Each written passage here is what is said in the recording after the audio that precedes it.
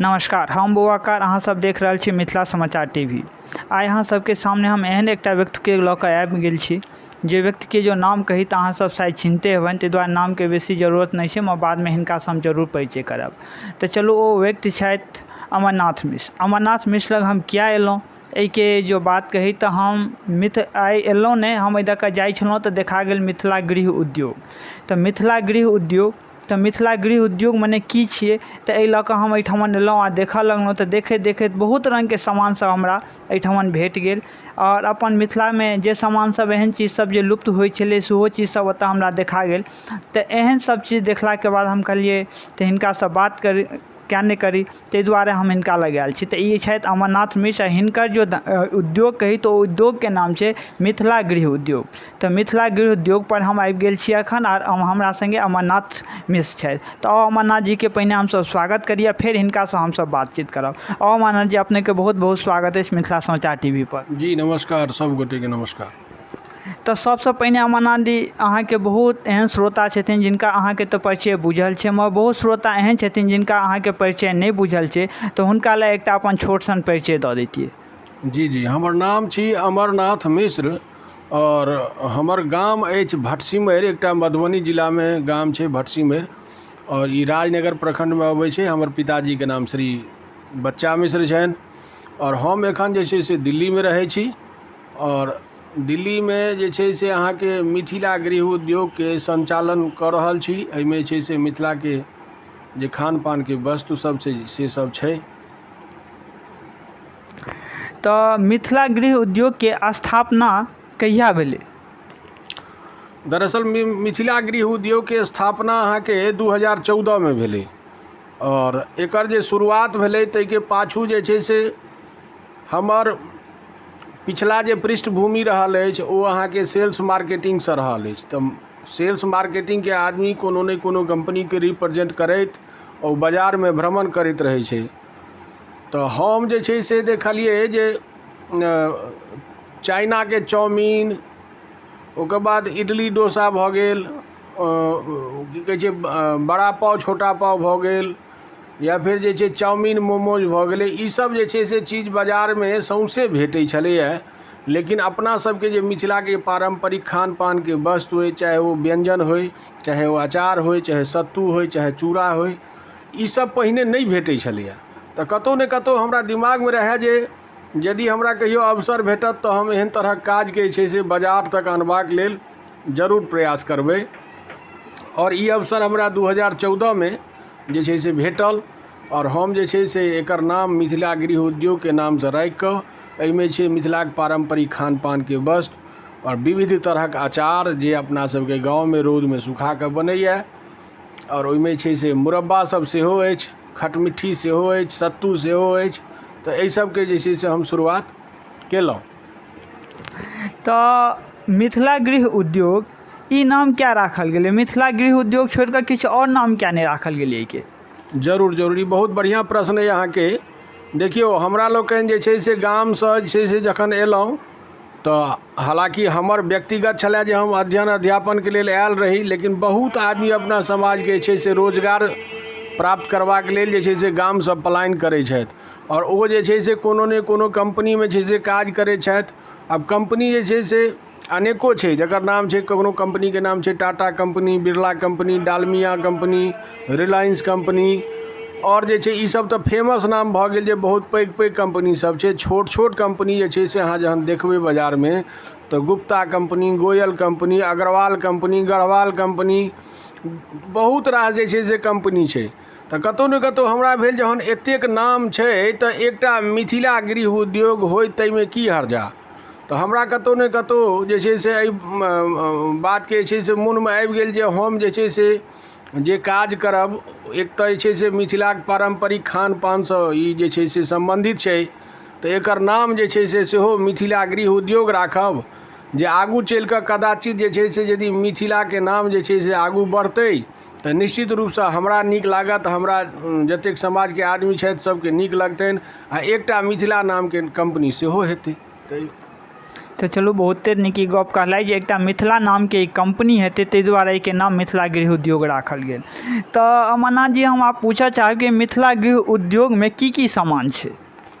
देखियो मिथिला गृह उद्योग में अपना सबके जे पारंपरिक खान पान के वस्तु है, जेना कि अदौरी, तिसियौरी, कुम्हरौरी, मुरौरी, चरौरी, दनौरी, तिलौरी, बिरिया, अरिकंच और अनेको जे छै से व्यंजन जे अबै छै पारंपरिक से छै।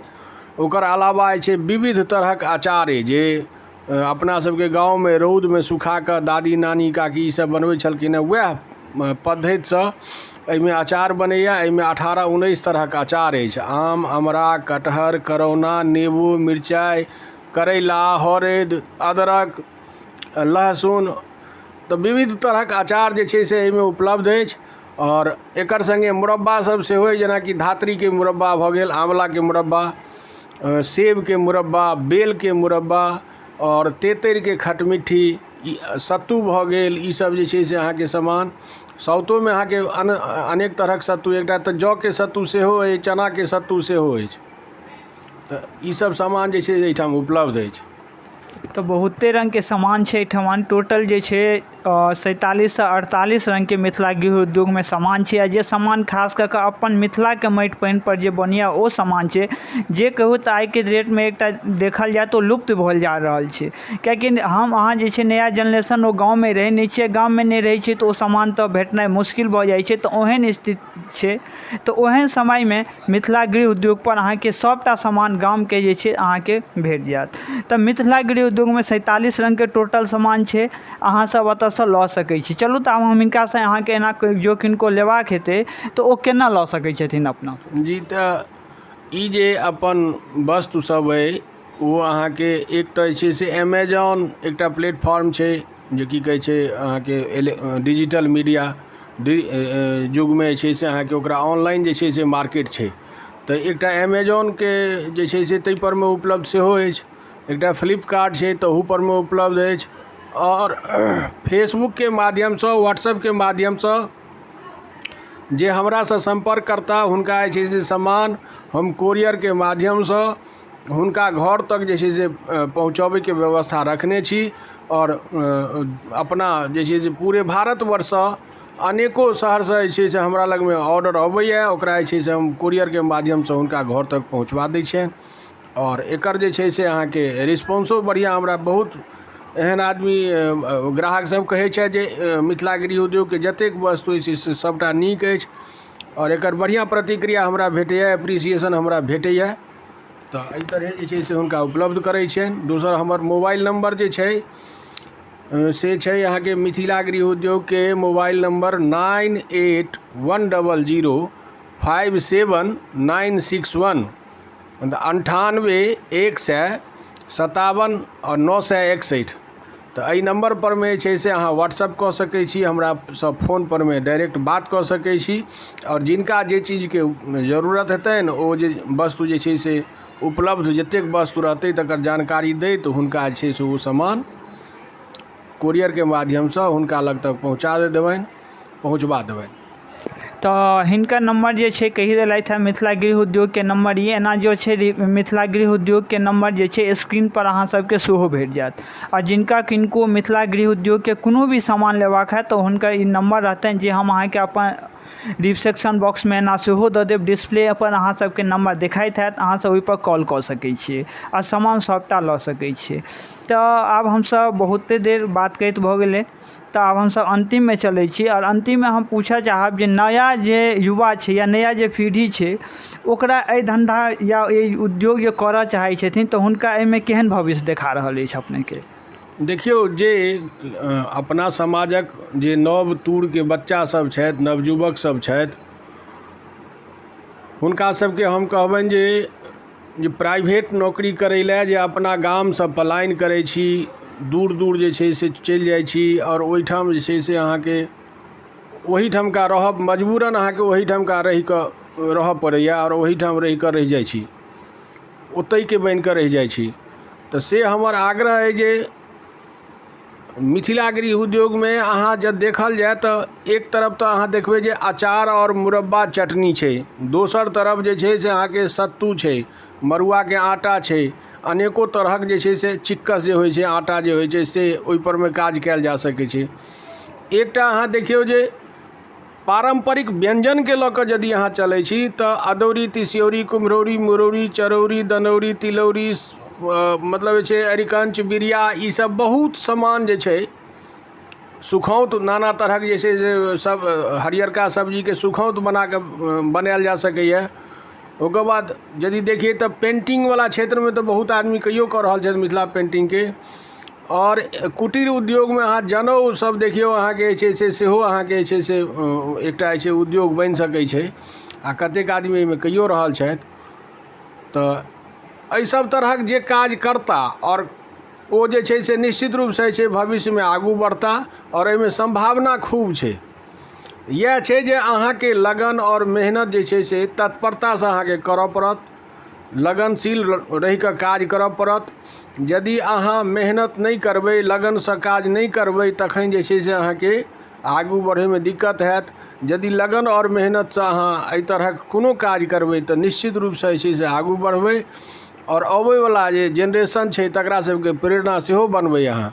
हालांकि हम जखन शुरुआत केने रही तऽ एहि सब तरहक वस्तुके बाजारीकरण नहीं भेल छलैए, लेकिन हमरा जे छै दिमागमे कतहु ने कतहु आयल जे ई सब चीजके जे छै से बाजार तक आनल जाय। हम एकरा जे छै से प्रयास केलिए और बाजार तक आनलिए, तऽ हमरा बढ़िआँ जे छै से प्रोत्साहन भेटल। जे अपना समाजक लोक छथि ओहो जे छै से अहाँके प्रोत्साहित कयलनि।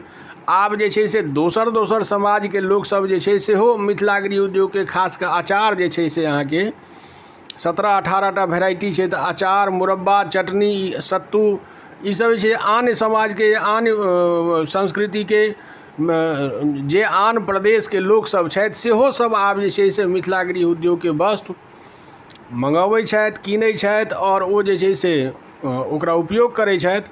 और हमरा जे छै से कहै छथि जे बहुत सुन्दर अहाँके जे छै से अचार अछि, मुरब्बा अछि, सत्तू अछि, चाहे जे कोनो वस्तु सब छै तकर जे छै से एप्रिसिएशन हमरा भेटैए। तऽ निश्चित रूपसँ जे नया जे पीढ़ी छै मिथिलाके, हुनका सबके जे छै से एहि सब तरहक काज यदि करथि तऽ ओहिमे छै बहुत बेसी संभावना छै। संभावना तऽ मिथिलामे जतेक संसाधन छै ओहिमे छै से अहाँके अपार संभावना छै। कप प्लेट जे छै यदि बनायल जाय तऽ ओहूमे छै से बहुत जे छै से संभावना छै। पातक प्लेट बनि जाइ छै, केरा थमके जे छै से थारी बाटी सब बनि जाइ छै। आब अपना सबके समाजमे जे थर्मोकोल परमे और जे छै से अहाँके ओ प्लास्टिक पन्नीवला जे छै से प्लेट परमे जे छै से भोजन जे छै से लोक करबै छथिन, ब्राह्मण भोजन। लेकिन ओहिठमका जे गाछ पातमे से ओहि गाछ पातके छै से उपयोग कयल जाय तऽ एकटा इंडस्ट्री सेहो बनि जेतै, आ लोकके बढ़िआँ मतलब की कहै छै जे नेचुरल जे प्लेट होइ छै, केराके पात परमे लोक पहिने खाइ छलथि, पूर्णी पात परमे छै से ब्राह्मण भोजन होइ छलैए, सेहो एकटा जे छै से अहाँके दशा दिशा बदलि जेतै। तऽ ओहूमे बहुत संभावना छै। तऽ संभावना बहुत छै। एकेटा बात सबसँ पैघ बात छै जे अहाँके लगन, अहाँके मेहनत, ई सबसँ बेसी इम्पोर्टेंट छै। कतहु यदि हमसब गाम छोड़ि कऽ जाइ छी तऽ ओहिठाम हमरा अहाँ सबके फैक्ट्रीमे या कोनो ठाम जे काज करै छियै तऽ बिना मेहनतके तऽ किछु भेटै नहि छै। लेकिन अपना गाँवमे जाकऽ अपना समाजमे रहि कऽ ओहिठाम जे छै से एहि तरहक काज करबै तऽ अपना जे अबैवला पीढ़ी छै तकरा सेहो एकटा जे छै से प्रेरणा भेटतै, और ओहिके जे छै से आगू बढ़ायल जेतै। और कदाचित हमरा सब जे छै, हमर समाज जे छै, हमर परिवार जे छै से, हमर गाम जे छै, हमर मिथिला जे छै से ओ उद्योगके क्षेत्रमे छै से आगू बढ़ता। तऽ ई खुशीके बात है। तऽ हमरा तऽ नीक लागि रहल अइ जे की कहै छै जे हम अपन धुनमे मस्त छी, हम अपन काज कऽ रहल छी और आगू सेहो बढ़ि रहल छी। से अपन समाजके लोक सेहो हमरा प्रोत्साहित करै छथि। मैथिल सब जे छथि, जे देश विदेशमे बसल छथि, आ आन समाजक लोक जे छै से सेहो आब जे छै से जेना उत्तराखंड भऽ गेलै, पंजाब भऽ गेलै, राजस्थान भऽ गेलै, उत्तर प्रदेश भऽ गेलै, मध्य प्रदेश भऽ गेलै, सब ठामके ग्राहक जे छै से हमरा जे छै से मिथिलागिरी उद्योगके सामान, खास कऽ जे छै से अचार, मुरब्बा, सत्तू, खटमिट्ठी जे तेतरिके बनै छै सेहो अपना लगमे छै। तऽ ओ ई सब वस्तु जे छै से खूब सब समाजमे पसंद होइ छै, तऽ सब समाजक लोक जे छै से कीनै छथि।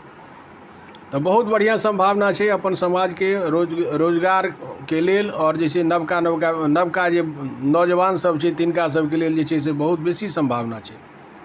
तो चलो अमरनाथ जी, अहाँ मिथिला समाचार टीवी पर अपन तक समय देलहुँ ताहिके लेल बहुत बहुत धन्यवाद। जी अहूँके धन्यवाद जे हमरा अवसर देलहुँ एहिठाम छै से अपन बात रखबाके लेल अहाँके बहुत बहुत धन्यवाद। चलू अहाँ सब देख सकै छियै ना, एहिके ऊपरमे जे छै राखल लागल छै अचार सबके और सब सामान सबके छै, तऽ अहाँ सब आबि सकै छी आ देख सकै छी, अहाँ सब ऑर्डर सेहो कऽ सकै छी। तऽ इएहके संग हम मिथिला समाचार सब बौआ का अहाँ सब दुखैत रहू। मिथिला समाचार टीवी।